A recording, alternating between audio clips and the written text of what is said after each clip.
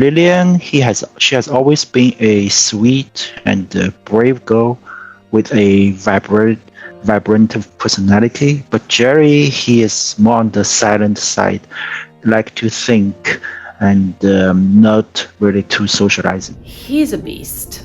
Zach is very strong. Physically, yes, he taught himself to do handstands and round-offs. He has just taken full control over his body. Zach was diagnosed with T-cell acute lymphoblastic leukemia. When we heard the news, it's kind of life-shattering. Because it's not supposed to happen to you. It's not supposed to happen to your cute little precious baby. But it hit us really hard. Lillian's the second kid in our family who was diagnosed with leukemia. So whenever we saw she had some blues, we already started to worry, which might not even be a alerting signal to other families. And also but also this is like a double strike because you got second kid. It's like you have experienced what it looks like when you have first kid going after 10 years of treatment, and then the second kid was diagnosed with almost the same type.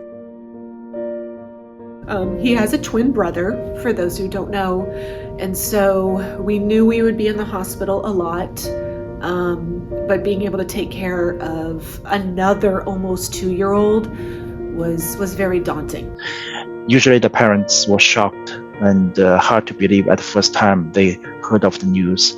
Then it takes time for them to calm down to accept the fact. And only after we start to accept the fact, then it's time to do something. And usually parents have focusing on the kids, and they have all different kinds of challenges, as I said earlier, like financial challenges, mental challenges, and the family challenges, because really if you have a cancer kid at home, all kinds of relationships in your families can be affected seriously. It's just it's no longer a normal life you know before. What's going to happen to my job? Because I know when we started really learning about everything that takes place, leukemia is a cancer of the blood. It's not a tumor you can remove. So we found out within a day or two that this was going to be a 3.5-year battle. That's how long boys go through treatment for leukemia. And so it just kind of takes everything and turns it upside down. And everything, all of your expectations for that time are going to shift. It's overwhelming. First of all, because 2 kids both got it, and this AML is a rare disease even among the leukemia. He got poked a lot, prodded a lot. He had surgery within a day. Obviously that physical pain of the IVs and starting to get chemo before he had his port put in was stressful for him. 4 visits to the hospitals for the week. So, and one of us still need to work from home. So the scheduling for hospital visits itself is a quite consuming energy. Besides the lab reports, you always have different worries. Home for 2 days, and then back in the hospital for another, 16 days. So that first month was really hard on him. Jerry has 3 heart diseases from the treatments, and the liver, heart, he is immune compromised. Lillian also has different every time lab treatment we need to look at the results, different worries. The most difficult part I think is when the patient is in a critical condition. We have to make the right decision, we have to contact the team, and as a nurse, you're the first person to watch the change, so you have to respond quickly. Hardest is, I think that everybody's different. For me, I think some patients really psychologically they are so stressed out. And when they stressed out, they sometimes comes out hostile towards the staff. They don't comply. So they say whatever you want them to do, and you tell them why it needs to be done, and they just refuse. So that's really hard. We are a Christian family, so we definitely prayed. We had a lot of people praying for us. For us, we are lucky to have a supporting group. We got a really like supporting church, and they have been helping us. For example, preparing the meals. Music was a big part. I don't know if you know Lauren Daigle, but her music is amazing. But it was mostly kind of leaning on our tribe, on our village that was there to help us through it, whether that was through prayer or, food. At church, mom's parents at church send me meals every day, and they also take care of my brother when mom and dad are on exchange. Which I said is totally important because the cancer kids need nutrition, but parents are totally occupied with hospital visits, and so they have been prepare meals for us literally for several years out of the last 10 years. So that's a huge help. And also for us, praying is so important. We pray day and nights, literally.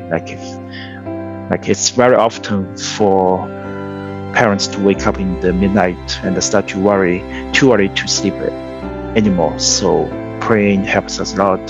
So the unit, they have a playroom for the children. So this is can just cheer them up, and also have them for child support or child life. Those people are qualified, maybe specialized under psychology, especially for the children. We need more people to register in a donor, especially the people of our own ethnic to register as a bone marrow donor. Then the future kid with cancer has a higher probability of finding a donor. I know there's whole process, there's a whole team to take care of them step by step. So they have financially, they have to find a donor. Donor could be, we call it MAD, is match unrelated donor. That's the only cure for many pediatric cancers. Please sign up with DKMS to save kids like me and my brother. Thanks. The more people we might have volunteering to donate blood and plasma and bone marrow. I can't tell you how much plasma and bone marrow Zach used. Luckily, he hasn't needed a bone marrow transplant, but if the cancer comes back, that's what he has to do. But there are some things that are out of our control, and I'm a very controlling person. So kind of just getting rid of that idea that I can't control it, I can't plan for the future. We're just going to take it day by day and be grateful for little accomplishments. Exercise, and try not to be so stressed out. For kids, in most cases, are not so scary as it seems to. For the normal ALL leukemia, 90% kids can be cured. So don't lose hope. Keep faith, because you never know what a future you might have. I would like to encourage anyone to come to Houston. We have amazing cancer clinics, but in reality, just lean on other people. I am not one to ask for help, but I needed it. There's no way you can do everything on your own. Hey, Zachary. So when you were fighting cancer, what were some of the most important things to you? Family. What about your family? That when my brother played with me. Did that make you feel better? Yes. My regrets from last year to now is that I didn't work so hard on my YouTube channel. It's about what I let happen and what I allow. And what do you want to be when you grow up? A basketball player. You want to be a basketball player? A lot of people like Minecraft, and so I made a book about my dogs in Minecraft.